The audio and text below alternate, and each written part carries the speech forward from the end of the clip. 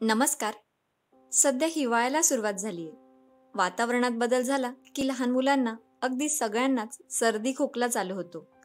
आज आपण अगदी 5 मिनिटात तयार होणारा, घरातच असलेल्या साहित्यात बनवता येईल आणि अगदी 2 वेळा घेतल्याने सर्दी खोकला पळून जाईल असा हेल्दी आणि चविष्ट काढा बनवतोय.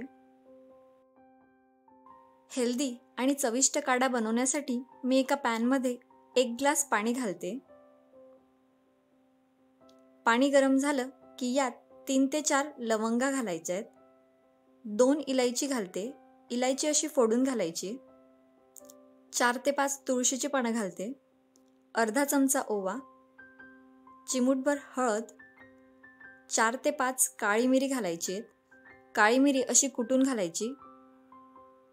एक मोठा तुकडा आलं घालते. आलं असं किसून घालायचंय. असं आलं किसून घातल्याने याची चव छान उतरते. चमच्याने असं फिरवून घ्यायचं. काढ्याला एक उकळ आलेली दिसते.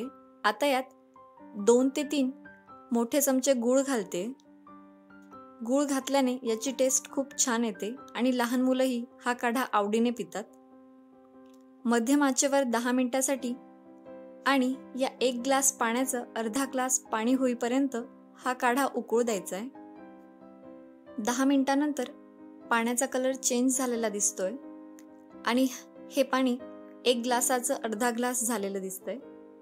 तुम्हाला किंवा लहान मुलांना सर्दी खोकला झाला असेल किंवा तुमचा घसा दुखत असेल तर तुम्ही हा काढा रात्री घ्या, म्हणजे खूप उपयोगी पडेल.